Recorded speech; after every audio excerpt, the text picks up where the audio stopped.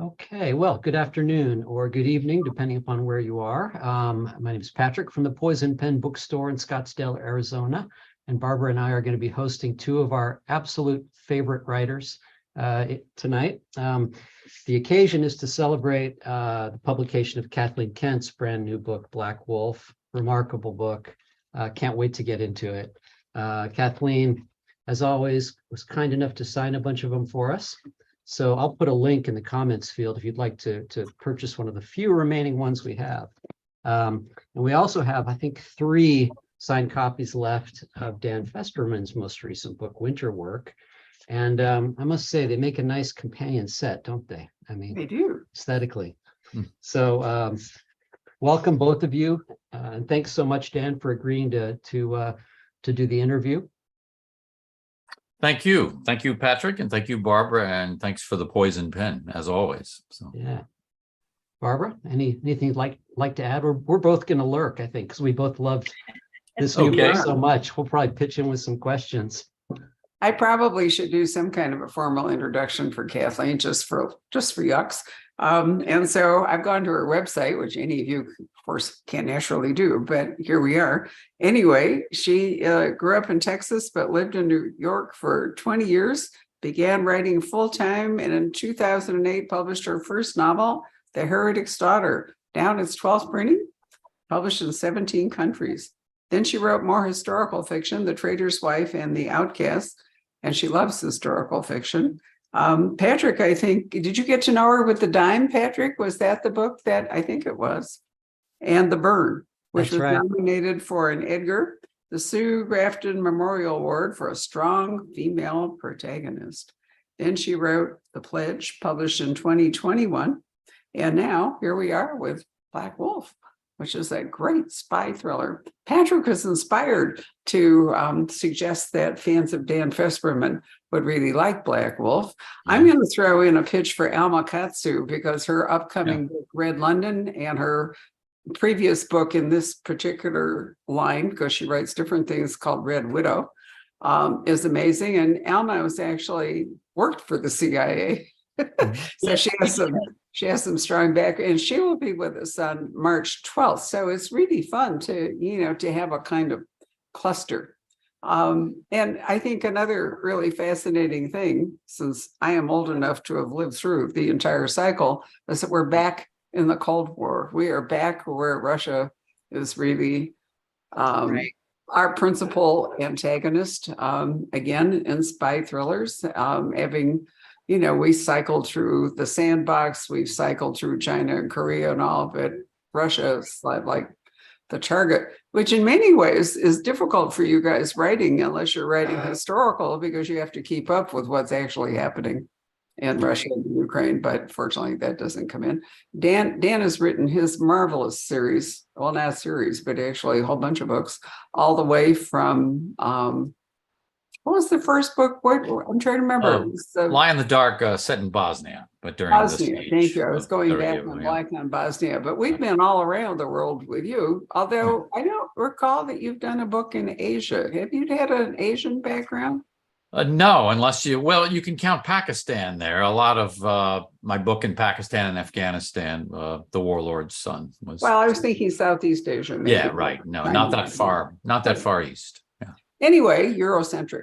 So we'll see. And anyway, Dan and Kathleen, I'm going to turn it over to you, but I wanted to kind of give readers a flavor of what we're going to be talking about. All right. Great. Thanks a lot, Barbara. Yeah. So Kathleen, I want to know, first of all, you lived a lot of these events, or at least you were living in this period and traveling there as a Department of Defense contractor. You, like some of the characters in this book, were concerned with stopping maybe some of the dangerous nuclear proliferation with all of these nukes suddenly possibly up for grabs and this book is set in Belarusia, which at the time was a republic of the USSR, the Soviet Union. Right. And the Berlin Wall had fallen 8 months or so before, but the Soviet Union hadn't yet crumbled, or not officially anyway, but there were certainly cracks in the foundation. And tell us about what you share with your main character, the fascinating Melvina Donnelly, And tell us about some of your experiences and how that brought this novel about. Right. Well, like Barbara, I'm old enough to be a part of the duck and cover generation. Same here. Yeah. Yeah, I remember in grade school, we had drills where we would hide underneath our desks as though that would protect us from a nuclear attack from Yeah. Russia. But I grew up, Russia was the evil empire. It was our number one threat to our security, national security. And so there was always this shadowy background, remembering the Cuban Missile Crisis. I was very fortunate in 1990 to have been working for a US company that had already made inroads into Belarus. As you said, Dan, 1990, a few months after the fall of the Berlin War, a lot of the republics had announced their sovereignty, but not quite yet their independence. That would come a year or so later. Right. So it was this very fluid, chaotic, Yeah. dangerous time because the US government, the State Department, became aware of the fact that the crumbling Soviet Union had 27,000 nuclear missiles and uncounted tons of biological weapons and chemical weapons. And so fortunately, there were few lawmakers, Sam Nunn being the driver of this, Senator Sam Nunn, went to Moscow and asked Mikhail Gorbachev soon after he had been reinstated after the populist uprising. And he said, who's guarding the vault? Who's guarding the weapons? And he said, let's change the subject, because he knew that the silos were unmanned. Some of these biological and chemical weapons were being kept in facilities that were locked simply with a padlock. So it was with hair-raising alarm that the US government started the Nunn-Lugar Cooperative Threat Reduction Program. And so I was my company and I were one of the early project managers that were under the auspices, the umbrella of the Department of Defense. And I like to say I wasn't CIA, but I was CIA adjacent, because I had to report to the NSA and the CIA, because countries such as Iran and Pakistan were very interested in taking advantage of the chaos. And they had ready cash to spend, to beg, borrow, or steal fissionable material or the weapons themselves. So in 1990, I became a contractor, and it was a very unique opportunity to see. It was still in flux between the old guard Soviet Union, the KGB was still very active. Afghanistan had really broken the back of the Soviet system, and the civilians were paying mightily for the depredations of war. And yet there was almost this giddy hope that they would become partners to the West. And there were glimmers, there were entrees into Western commerce and Western organizations. So it was a very hopeful time. It was very scary because we didn't know where it was going to go. But that's how I had a unique perspective, in that I spent 10 years in and out of Belarus and Kazakhstan, and was able to see a lot of these changes. Yeah. Now, it made it very interesting. We're familiar with the Cold War from a lot of classic spy novels, and the rules of engagement were pretty standard and set. But what made this period interesting was that all those rules were suddenly in flux, loyalties were in question. As you said, there was some hope maybe they would form a friendship even with the West. And so even a KGB officer like the Black Wolf in this novel is starting to rethink his own future. And that tell me how that comes into play with several of your characters really looking to the future and wondering what it might hold for them in this uncertain new reality. Exactly. One of the things I loved about Winter Work, Dan, was that, first of all, our two books are set very close together. Yeah. Yours starts at the beginning of 1990 and mine's sort of Yeah. at the end of the summer of 1990. And your main character, Emil Grimm finds himself in that same position of being a part of the Stasi, being a part of the old guard, Yeah. and yet trying to find his balance Yeah. on the shifting sands of change. Yeah. And I always think that transitional times like that are Mhm. really interesting to Yeah. write about, Yeah. because it brings out the best and worst in humanity, but the Right. uncertainty causes this tension throughout the story. When I started traveling to Belarus, all of our drivers, all of our translators, all of our guides were KGB. We knew this. All of our phone calls were tapped. We had two-way mirrors in our hotel room. And Yeah. it was just sort of, kind of a gentleman's agreement, sort of that I watch you, you watch me. And so we knew that. But there was definitely a kind of a relaxing, they didn't really trust us. We didn't really trust them. But there were openings for a little more relaxed company. We went out to dinner with them. We went to their homes.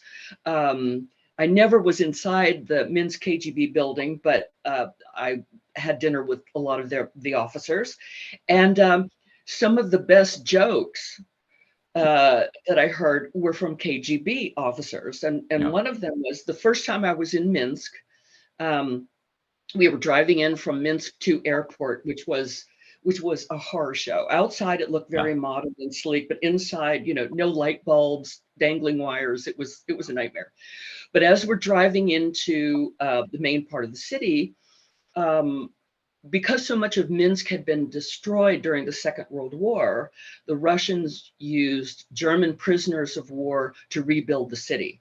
And so it looked very Germanic, and all of especially the municipal buildings, were 4 stories high. And so as we're passing the KGB building, which is 4 stories, our driver said, "Oh, this is the KGB building. It's the tallest building in Minsk." And I said, "But it's only 4 stories like every other building." And he says, "But from the top floor, you can see all the way to Siberia." So there was this sense of, being able to, to find humor. It Yeah. was dark humor, Yeah. but there were little glimmers of humanity and hopefulness. I think the biggest worry that the Soviets had at that time is who's going to pay them. Yeah. The infrastructure had fallen apart. Their military, their scientists, their academicians were not being paid, and that's where, U.S. dollars, not unlike the Marshall Plan, stepped in and invested money in our former enemies as a firewall against future aggression. Yeah. So, yeah. You also did a good job of capturing, a couple things in particular. One, the appalling nature of the food in those places at that time. I traveled some in Ukraine and in Moscow at that time, and it was terrible everywhere you went, unless you had a home cooked meal. But Exactly. and also how the culturally, socially, everything floated on a sea of vodka. You could not do anything without knocking back shots, whether it was a formal lunch, whether it was a party, a dinner. Vodka was that was part of the conversation, and you had to keep up. That's right. It was ubiquitous. And one of the amazing things that I discovered was that during the early 90s, when inflation was rampant, they kept the price of vodka low. Because if they hadn't, they would have had a populist uprising of a different kind. And all of the vodka bottles had foil tops. Yeah. Because once you open the bottle. Oh, yeah. That was it. Yeah. And, you weren't supposed to open it unless you were going to finish it. Exactly. Yeah. And so they, in all of the social functions we went to, the State Department or with the Soviet higher ups, we were expected to drink, and the tradition was that you stand up, you make a toast, and then you knock it back, and then if there are 20 people in the room, you're going to have 20 speeches. Yeah.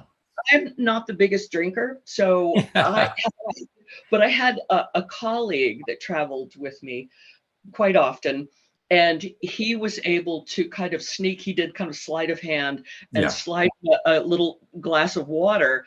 And so the Russians were thinking, this American woman, she's, she can now You drink can us. really knock them down. Yeah. Him down because I was drinking water. So Yeah. it was that was a cultural, that was a cultural must that was very unique to the Soviet Yeah. system. Yeah. Yeah. Now you've done something very deft here in that you've combined a really top-notch espionage novel with also a novel about a serial killer who's sort of entwined into the social and political fabric. We don't know his identity, but he's obviously someone who's in thick with a lot of people who are figuring into the book. Now, is that what you set out to do initially? At what point did it occur to you that you're going to have those two threads, and how did you begin to? Because it's tough weaving them together, but you did a great job. But so, how did that evolve into those two? In November of 1990, I was aware, it was publicized, that a man named Andrei Chikatilo, the butcher of Rostov, was arrested after 20 plus years of murdering probably at least 100 women and children across Ukraine and Russia. Yeah. He was allowed, or he was able to continue his murder spree because it was anti-Soviet policy to believe in serial killers outside of the decadent West. Right. So as Stalin said, there's no murder in paradise. Yeah. Which is ironic coming from Stalin. Since he killed 20 million or so, but yeah. Exactly. So they were arresting people, but unrelated to the actual murders. And there was a police officer, a detective, who believed that it was a serial killer, but it wasn't until after the Berlin Wall came down and he was allowed to contact the FBI and talk to them about their profiling methods, that he was able to bring in a psychiatrist, and they caught him. They caught Andrei Chikatilo. And that whole story really stayed with me, not only the brutality of it, but trying to understand, some people are just born psychopaths. They're born without empathy, without any conscience at all. But to me, there was an element in studying Chikatilo's life of the brutality of his earlier years, that Russia lost more people in the Second World War than any other country practically combined. I think they lost almost half of their civilian population. Incredible privation, incredible brutality, and it had to have had an effect. And so the Butcher of Rostov is my model for the Svishloch Strangler in Black Wolf.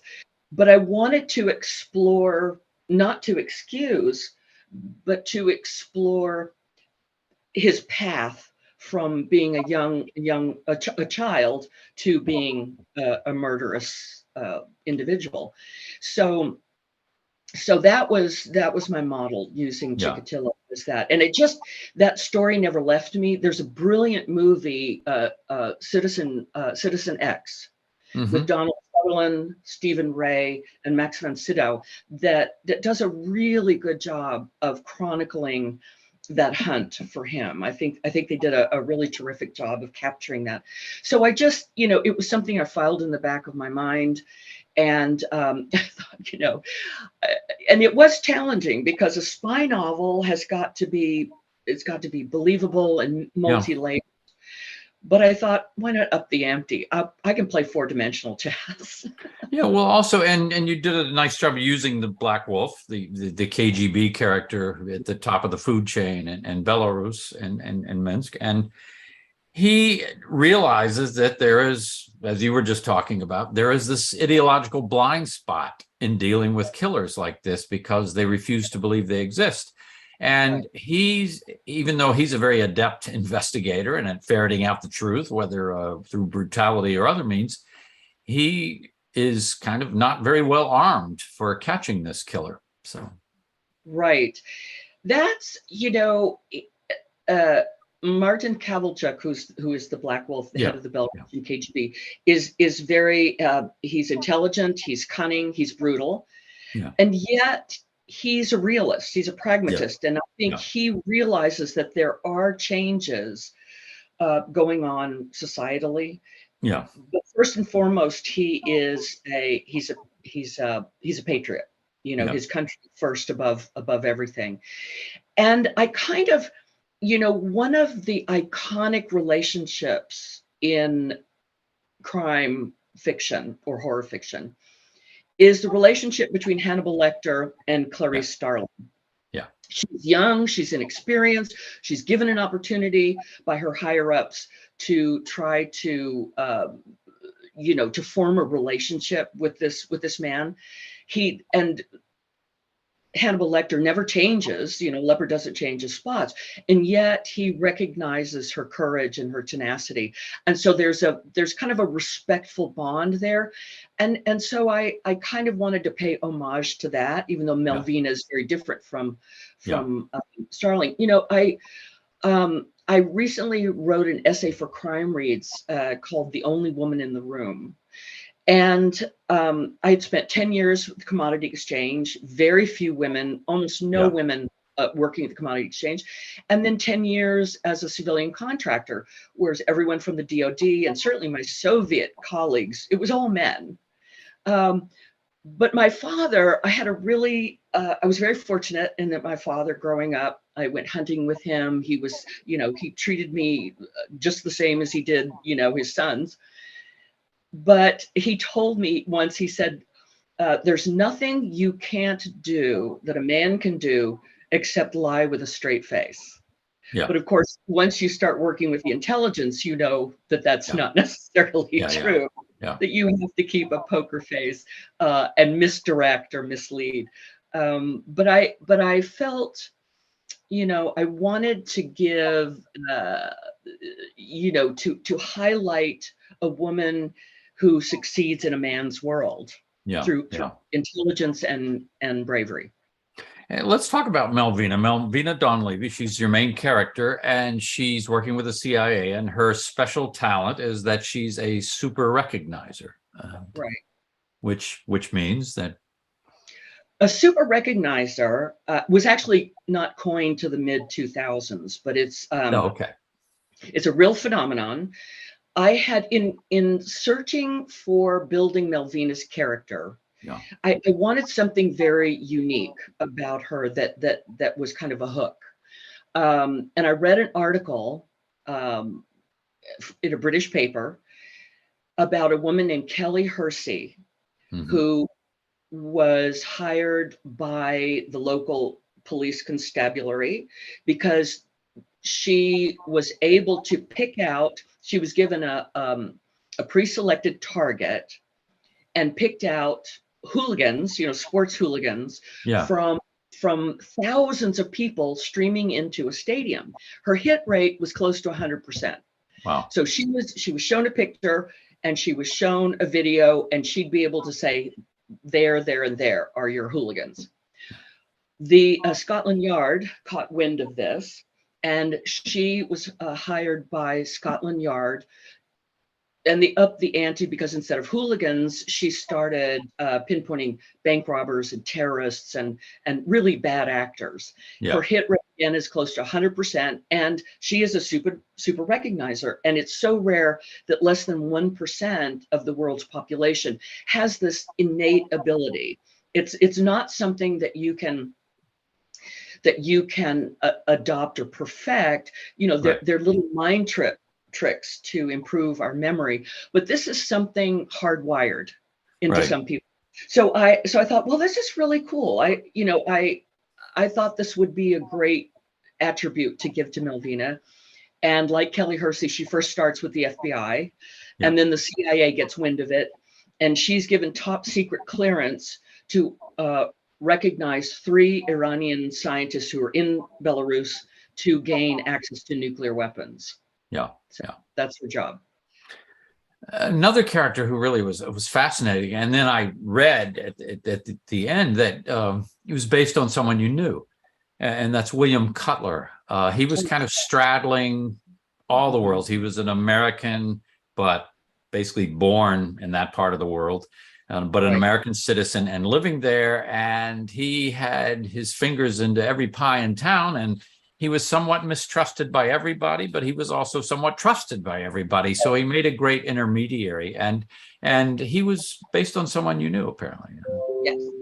William Cutler was based on one of my colleagues and partners in the American company that traveled to the former Soviet Union.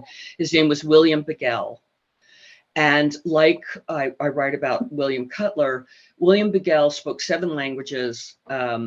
He was born in Vilnius. He lost 14 members of his family to the Holocaust. Yeah. He was a brilliant nuclear physicist.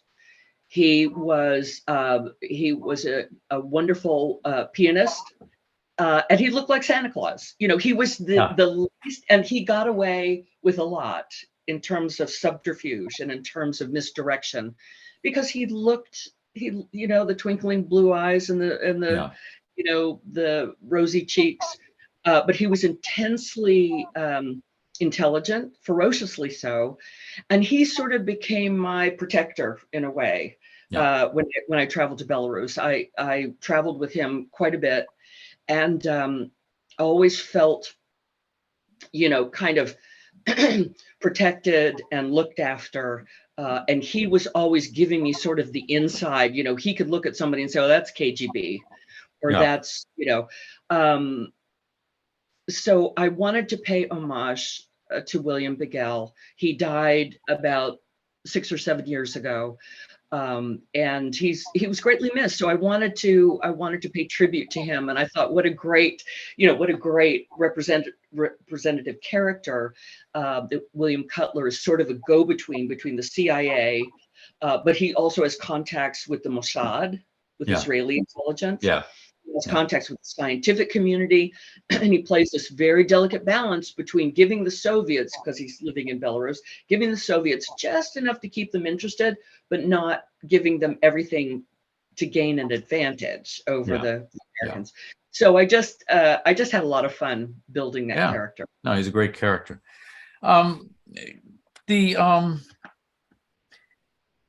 Talk about your research, because you lived in this period and you traveled there and you had some, no doubt, shared experiences with Melvina. But how did you refresh your memories on that? How did you make these live again for you? Did you keep notebooks, or did you travel back to any of these places? How do you bring all that back? Because for me as a journalist, I was in Berlin in some of these times and in the East Bloc, and I would just take out my old notebooks and one line, and I can remember how it looked, smelled, sounded. But I was just wondering how you go about that. Well, I kept a journal, which I wasn't supposed to keep, because we were in a lot of very sensitive places. One of my advantages was I'm old enough to know Greg's shorthand. I'd studied Greg's shorthand. And so nobody, not even the Americans, could read. And I take notes that I didn't want other people to read in Greg's shorthand. So I kept a notebook. And fortunately, I think, by the time I had retired as a civilian contractor and moved to Texas in 2000, the spy novel, the classic Jean Le Carré spy novel of the Russians, had sort of passed into irrelevance in a way, because Russia wasn't the evil empire anymore. They were seen as potential allies. And so I thought, well, I don't know if this would even be interesting to people, because a lot of the spy and thriller novels moved to the Middle East. Our focus shifted. But a few years ago, because of Putin's interest in the Crimea and his insatiable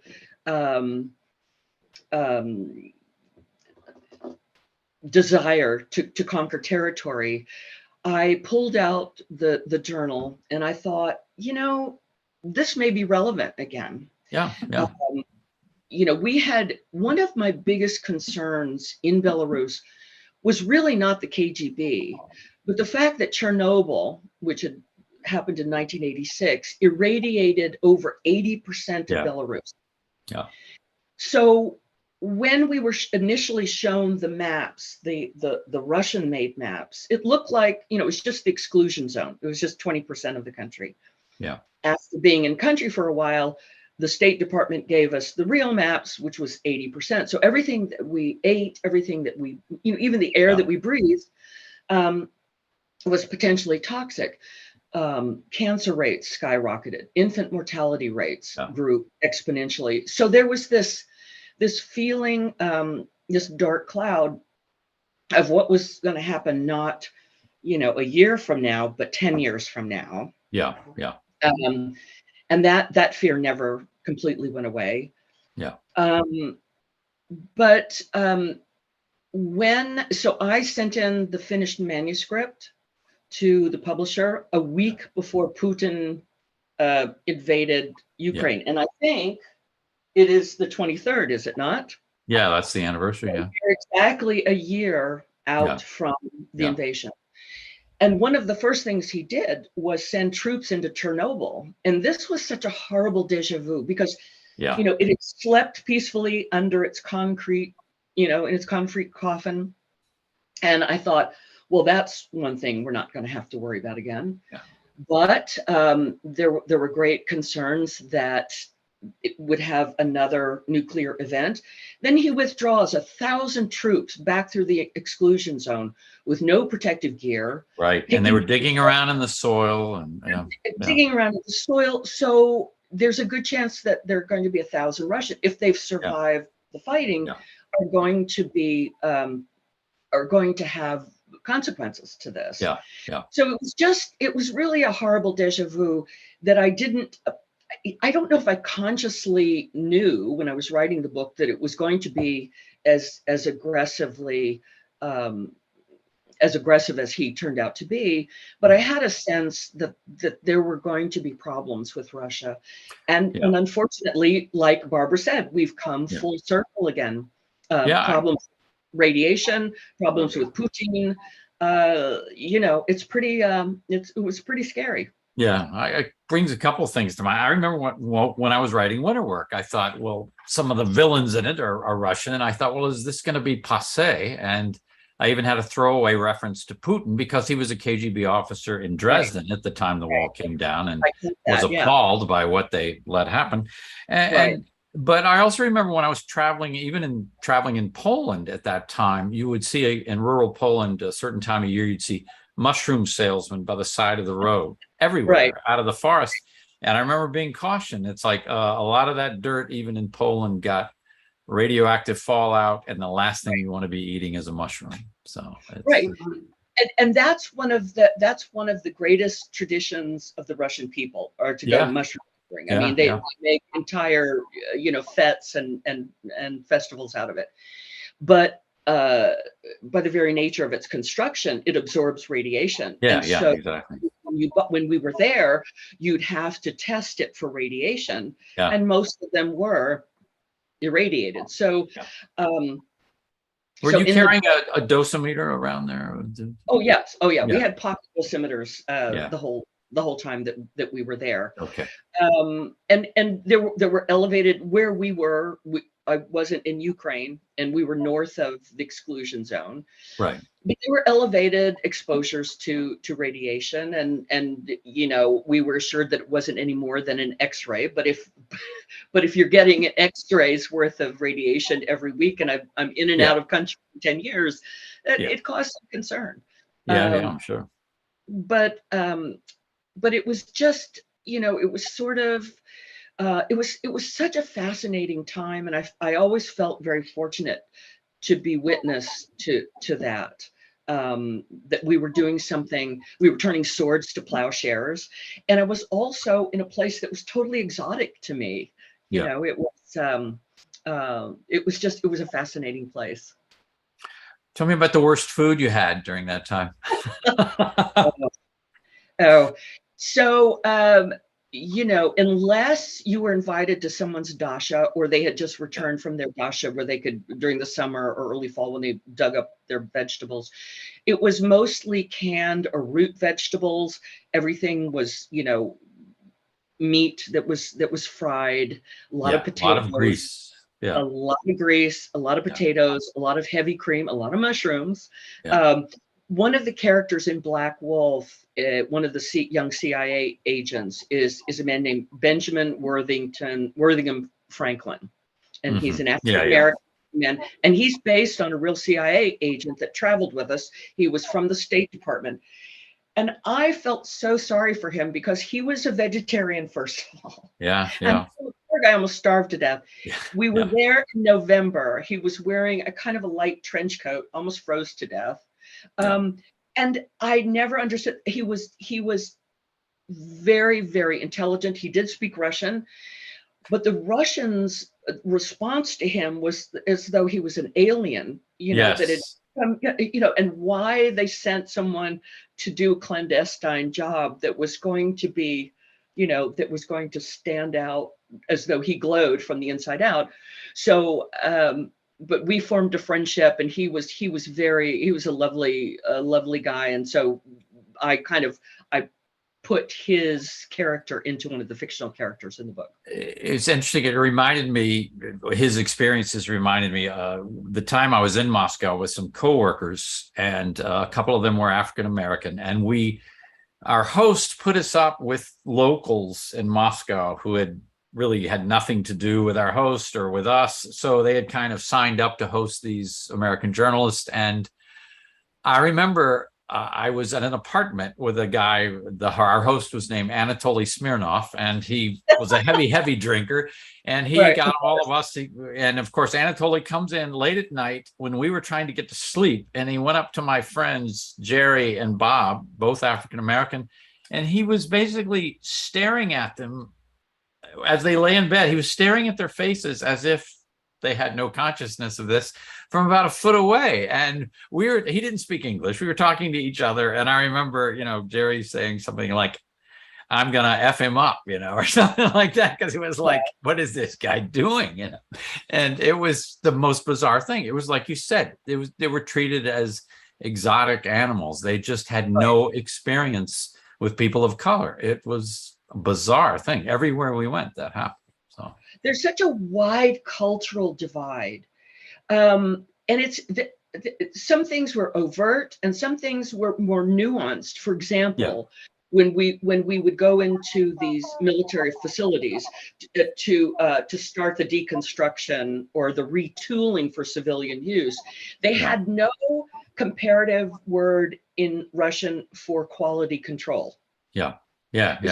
Concept to them, it was if you got an order to make 100 widgets, you made 100 widgets, you'd send them out, and then 20 were defective, they'd be sent back, and then they would be included in the next shipment. It, because you had to meet your quota. It wasn't quality, it was quantity. And so there were, they had lived under Stalin for 3 or 4 generations. And it was, it was an autocratic system. And before that had been the Tsar, and they'd lived as serfs. And so it was it was a huge cognitive leap for the Soviet citizens to suddenly try to embrace the idea of autonomy or democracy in any way, shape, or form. And in a way, even though the free marketplace and the mafia and the black market ran rampant and has run rampant for the last 20 years, there is something, I think, innate in the Soviet mindset that is embracing Putin's strongman stance. Yeah, there is. Yeah. I mean, I think it's a lot of the young people who've traveled more and have been exposed more to certain freedoms are not on board with Putin, but the middle-aged to the older people are really falling in line. They're comfortable with an autocracy, and so I don't think there was ever a complete shift, and so there's now a slide back. And so what's going to happen from now on, I'm not sure. I think it's the physicist Niels Bohr said predictions are difficult, especially about the future. Yeah. It's, Yeah. I mean, I've talked to so many different people who've had, from the military to intelligence, and it's sort of, no one is really quite sure what's Yeah. what's going to happen. Listen, So, I'm going to speak up for a minute, Yeah. guys, because last night I had a really interesting conversation. We were doing basically military fiction, but two of the guys, they were all former military that are now authors. And one of them said, and I think he's right, that the Russians don't understand a win-win mentality, that they are not interested in win-win. What they basically are interested in is us losing, not them winning. And for them, even if they lose, if they made us lose, it's a win. And so, there's it's a completely different way of approaching things. And as a result, he felt that we often miss the point, or that we don't really understand that the Russian goal is not our goal at all. It is not definitely a win-win. And that's why I think any thought of a negotiation, I mean, I'm not quite old enough to remember Munich and Chamberlain. I would have been -2. But anyone who thinks that that a negotiated peace that Putin was out there is delivered, there's no way. He has turned into Alexander, Napoleon, all of these guys that have this drive for conquest. Also, it's his only survival thing. But here's what I think, and I pointed this out last night. I think we need to be watching the Wagner group and the guy heading Wagner. I think he's plotting a coup. I won't be at all surprised if he does not do that, but he may be actually worse than Putin. So, we're not necessarily going to be liberated from all this if somebody removes Putin from office, because you've just pointed out there are too many people who are comfortable with this. And when I was in Russia in 2011, I can remember some of the older people actually missing the Soviet era because it was structured and they knew what was going on, and they are uncomfortable with freedom. They are uncomfortable with decision-making and driving their own lives because they lived in an autocracy forever. Right. They just don't know what to do. And I worry that China is in the same position. They haven't had any, particular freedom since Mao, although they had this brief window of it. And now it's closed again. And I don't know, we should remember that people used to autocracy are not going to move seamlessly into democracy. They're just not going to do it. That's so true. And I've read, and I don't know if it was General Petraeus, some American general said that the American military is wonderful at going in and knocking down a strongman or knocking down an institution, a corrupt institution, but we are terrible at rebuilding. Right. So it's sort of once we've taken out the Shah or whoever our appointed enemy is, we haven't found an effective way to rebuild a functioning society with functioning infrastructure. And I think a major part of that is a psychological disconnect from what we know and understand and take for granted, and what say the former Soviets have taken for granted. Because even though there have been shortages of food, there was a consistency to the shortages. They knew, like you said, there was structure to it. And I think Putin is a very prideful man, and I think he felt that he was shunned by the West. He wasn't given his due. And I think he's had plans for a very long time to take back the country. It's already been announced that he wants to absorb Belarus into the Russian Republic. Lukashenko's been president for life since 1992. And I don't think Lukashenko's going to have any problem with that. So as long as he gets to keep doing. Isn't it interesting that Putin is another small man? I just, you have to, I'm serious. I think there's something in that, Napoleon, whatever these guys. They were little. But, there's an interesting analogy to the trying to remember the full name of the project in Chicago, the something green, Cabrini Green. That was a Cabrini Green project. Because when there was that great migration of African Americans from the South that came up to Detroit and Chicago with the war and so forth. And so they built all these high-rise apartment buildings for them to live in. But nobody thought to tell them how you actually lived in them. And it was astonishingly short time before they broke the plumbing, before, they completely trashed them because nobody had educated them in living in a high-rise structure, in a community structure with indoor plumbing. And, it turned into a disaster. And, there's an awful assumption by people who operate in one plane that given a chance, other people will do the same. But if you don't train them in how to do it, they should have had like lavatory classes, for people moving into the building. This is how it actually works. Well, you had a lot of agrarian people moving into the city, moving from being essentially farmers and living off the land to living in the concrete jungle. And it was a huge huge shift. And I think very quickly a sense of malaise and hopelessness settled in because, as you said, there wasn't any context for it. It was they had moved away from traditions and a life that they had known, and they were put into these big, tall, soulless brick buildings. And there is a context, and there is a period of transition between living one way and living another, transitioning into another way of life.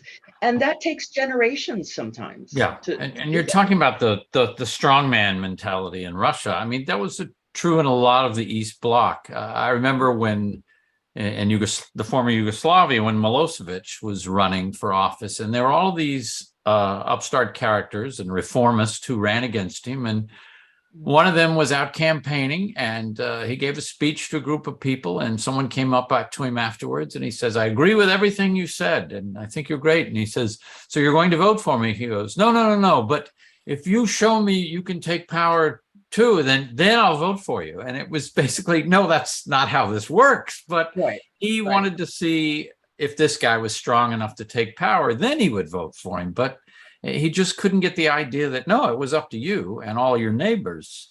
So he wasn't going to vote for him because he had not demonstrated enough strength. Well, here's a question, Dan. When we went to Vietnam, what did we think we were going to do with it if we won? Well, it's like Kathleen said. It's like Kathleen said, we're not very good at. I think Americans, whether in the State Department or other places, tended to have this naive idea throughout the Cold War that if we could depose communism, if we could depose a despot who wasn't letting American business do what they wanted to do, then maybe by imposing the American way in terms of commerce and businesses, it will somehow evolve into also the American way in other fields. But people, if you don't have experience with democracy, with elected governments, then you're going to revert to what has been the norm, whether it's under communist rule or under fascist rule or whatever. So I think Americans have always thought, and look at what happened in Iraq. We thought, well, we'll implant a few leaders and prop them up, and then we'll have elections. And it's just, it's not that easy. You just can't grow a culture like that by giving people a few tips and propping up a few people who you like. So, Dan, I remembered reading a journalist years ago who'd been in Vietnam. Yeah. And they had asked some Vietnamese peasants what they thought democracy was. Yeah. And they thought it was a kind of rice. Yeah.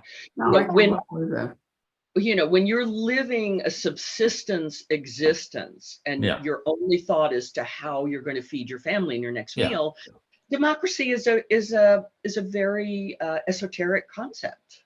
Now the CIA early on, or OSS actually, they sent in a DEER team, parachuted toward the end of the Second World War in Vietnam. The one guy they met who did have a very good idea of democracy, and he quoted Thomas Jefferson, and he was patterning his own manifesto after the Declaration of Independence. And he was a young firebrand they were fighting alongside for a few weeks, and his name was Ho Chi Minh. Right. And so this dear team came back and recommended, I think we can work with this guy. He mostly just wants the French out. He talks about communism, but he also wants to model things on our system. We should probably work with him. And the State Department, appalled, basically said, no, we're supporting the French. And that was the end of that. So who knows where things might have gone in Vietnam had they said, yeah, we'll support your anti-colonial movement. But it's just another miscalculation. But Kathleen, I want to ask you, I want to go back to your book.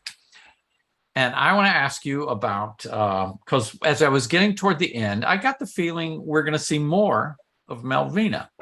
And I got the feeling we might see her next in Kazakhstan. Good guess. That's a very good guess. I would love to. I left the book open, probably for a sequel, and I would love to to write a sequel set in Kazakhstan the following year. Kazakhstan still provides 15% of the world's uranium. Yeah. And so the potential for a whole new set of villains and a whole new set of dangers would be right for that. The president of Kazakhstan for the last 30 years, Nursultan Nazarbayev, was actually probably the most proactive in ridding his country of nuclear weapons and embracing Western technology. But again, that year, 1991, the following year, there was still a lot of intrigue going on. We ended up in Kazakhstan because Tehran petitioned Almaty, which was the capital of Kazakhstan at that time, to open an embassy, but not in Almaty, north of Almaty, not far from one of the uranium pits. Yeah. So there was still a lot of intrigue. So I thought, I think Melvina has some more adventures too. Yeah. It would be good to read about them. So we need to call Patrick into this conversation to see if he has questions from the audience. So Patrick, over to you. Well, I just wanted to circle back on a couple of things that you had said earlier, and also you mentioned sort of the collective effect on this generation that survived, the ones that did survive World War II. Yeah. I don't know if I have a question really, but that's intriguing, this idea of a generation. I'm thinking of the American Civil War too, when you have these just unbelievable, casualties, how does that generation sort of,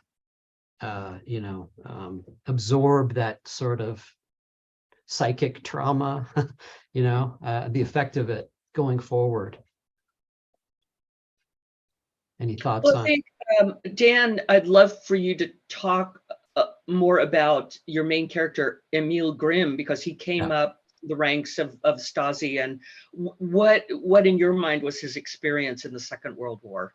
Yeah, he was pretty young. He was probably about 12 by the time the war ended. Or if he'd been a couple of years older, he probably would have had a gun put in his hand for the final defense of the city, because they had some 14-year-olds doing that.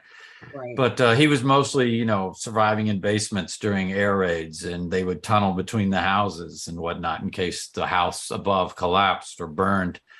So what was interesting was his detachment, or what he found fascinating, Emil found fascinating, was this guys about 10 to 15 years older, like Marcus Wolf, who were committed communists before the Nazis took over. And some of them, basically some of the communist families, went and spent the war in Moscow and learned to speak fluent Russian.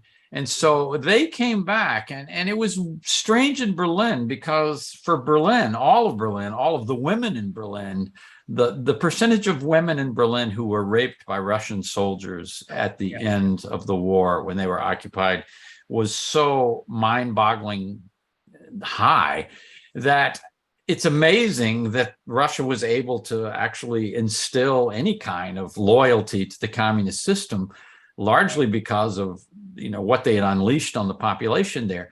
And the only way they were able to do it was guys like Marcus Wolf, these German communists who had ridden out the war in Moscow, came back, established the seeds of a new government in East Germany and the seeds of a new security service modeled on the KGB model, the sword and the shield.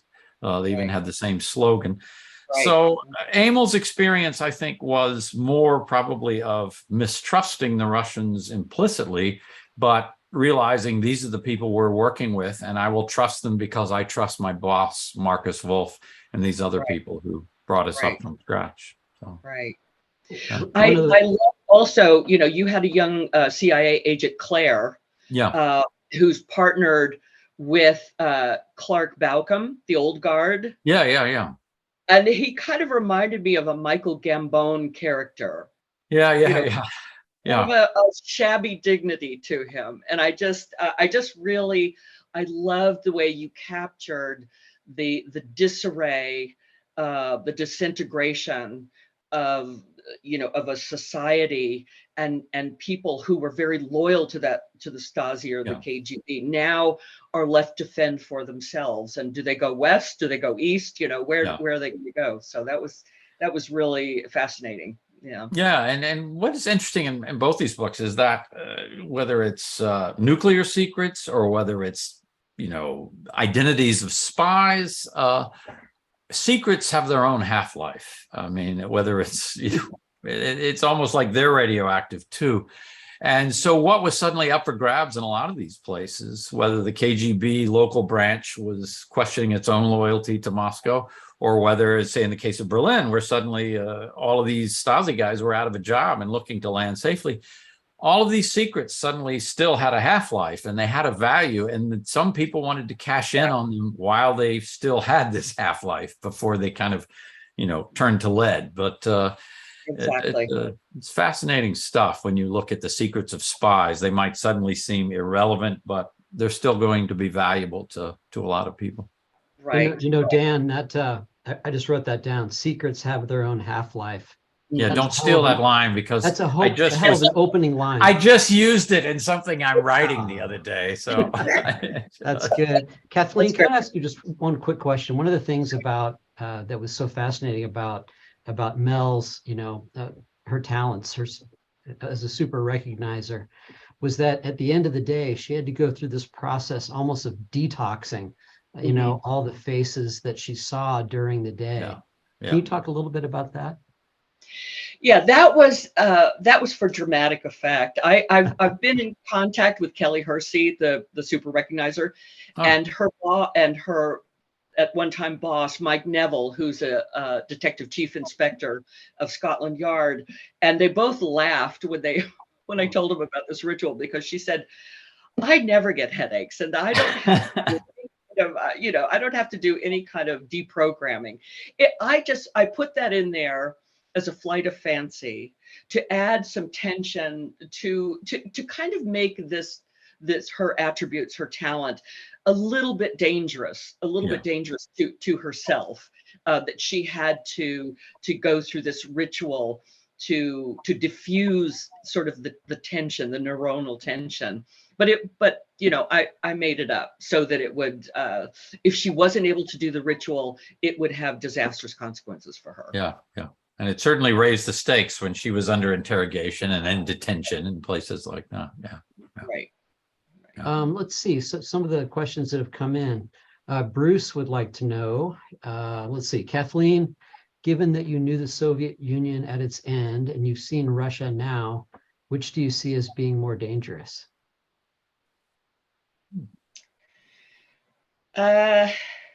Well, you know, there was a lot of trepidation because of all of the weapons of mass destruction that were sort of laying around.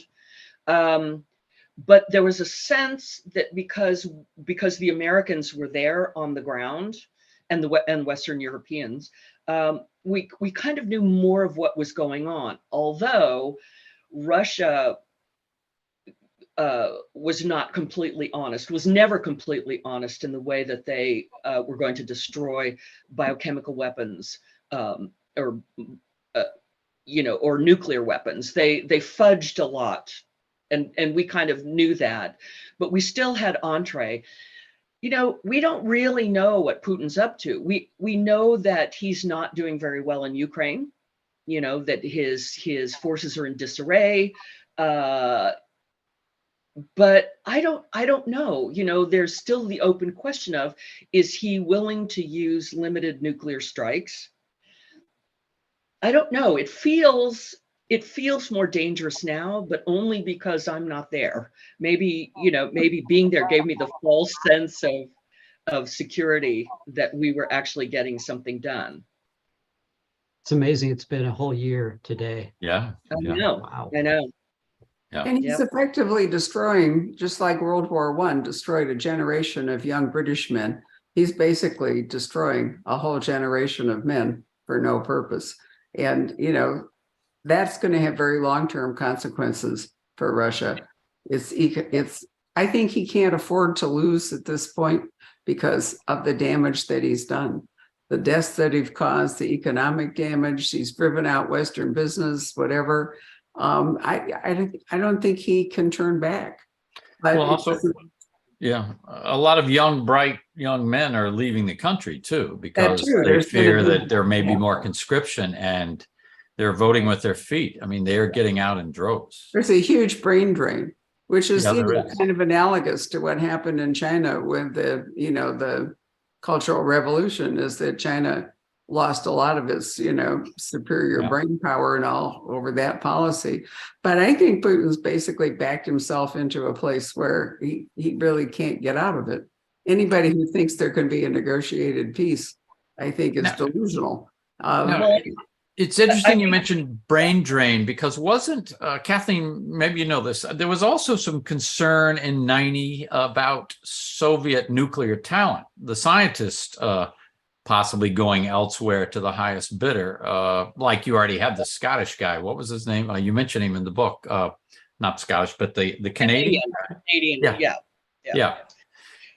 Yeah. That was one of the disturbing and really sad aspects of being in Belarus in the early 1990s is that when we would go to visit the institutes, the academic institutes, there would be lines of scientists, all different types of, chemical engineers and nuclear scientists, waiting in a line outside of the door where we were to offer to sell their technology. In lieu of payment. The Soviet Union, because all the work that they did was owned by the state. So what they said in compromise, the Soviet system said, well, you can own what you've worked on, but we just can't pay you. But they were desperate to sell. They said, we'll give this to you for however much money, and you can own it. And that was very disturbing. And we had to keep an eye on that, because there was a big brain drain. When the Soviet Union came apart. And the Nunn-Lugar program not only paid for decommissioning weapons, but it paid for housing and medical supplies for the military and for their top scientists, because we realized that if we didn't give them a way to survive, a way to live, they were going to go to the next highest bidder. Right, exactly. Anything else, Patrick? Let's see. Well, what are you both working on now? What are your next projects? Go ahead, Kathleen. Oh, thanks, Dan. I'm working simultaneously on two projects to see which one will get the go ahead. One is a sequel set in Kazakhstan, and the other is a standalone book set in New York City in 1977, the summer of 1977, the big blackout. And it's kind of in the line of Dan Simmons. It's again a big pivot for me. It's something I haven't done before, because it sort of verges on the supernatural. It involves Nikola Tesla and his particle beam weapon, and so it's sort of it's a dark fairy tale. And so I'm just developing it to see where it goes. So I'm working on both, and I'm going to present both to the publisher pretty soon, and then we'll see. Is Betty on ice for the moment? Is what? Betty kind of on hold for a moment? Yes, I'd love to write more Betty Rizek crime series. But, I just felt that, and the publisher felt it was time to be, they were very excited about the spy novel. And so I'd love to go back to it, but I sort of made the change to move forward. Right. How about you, Dan? I'm working on a spy novel set, pretty much contemporary, but it's set in a fictional Eastern European country, which is somewhat like Hungary, but is not. And it involves a discredited, somewhat canceled American comedian who had become a congressman who lost both those jobs because of really screwing up publicly. And but he happens to, his work, his very kind of crude comedy, one of his biggest fans happens to be the premier of this Eastern European country, who invites him over there on social media, which this guy misses because he's disengaged from all that. So the CIA basically decides to capitalize by basically getting him to take this invitation to try to get him into this fellow's inner circle. So there will be some comic elements in this book. Oh, good. But it will basically be, and it will lead into darker places that neither side had any intention for it to go, because they will discover that a lot of U.S. politicians of a certain ilk also are big fans of this leader of this Eastern European country. And this guy starts to discover things which maybe the CIA isn't sure it even wants to handle. So it gets quite complicated. And anyway, that's where I am with that book. So I'm so disappointed I won't get to go to Budapest then with you. It's one of my favorite cities. There's nothing else, just to eat there. I love it. Well, you can go to this. You can go to this city. The capital city is Blatsk, and it's in the country of Bolrovia. So anyway, is there a great river running through it? There is. Well, that'll all work out. Is that it, Patrick? Did you have anything else of your own? No, I think that's about it. Wonderful. Well, thank you both very much. What fun this has been. I think we have maybe 4 copies left, signed copies. We obviously have an infinity number of unsigned copies of Black Wolf, but very small. And as Patrick already mentioned to you, we're down to 3 copies of Winterwork because we had a lot of them back when Dan, but when was it that we published? Oh, July. Okay. July. So we try to hold on to our signed books forever. So anyway, here we are. Thank you again, Barbara. Thank you, Patrick. And thank you, Kathleen. Thank you, Dan. Barbara, as always, and Patrick, I love Poison Pen, and I'm so grateful that you invited Dan and I to talk this evening about it was our pleasure. You are indeed 2 of our favorite authors. So thank you so much. Good night, everybody. Enjoy the rest of the Good night. Good night. Night all.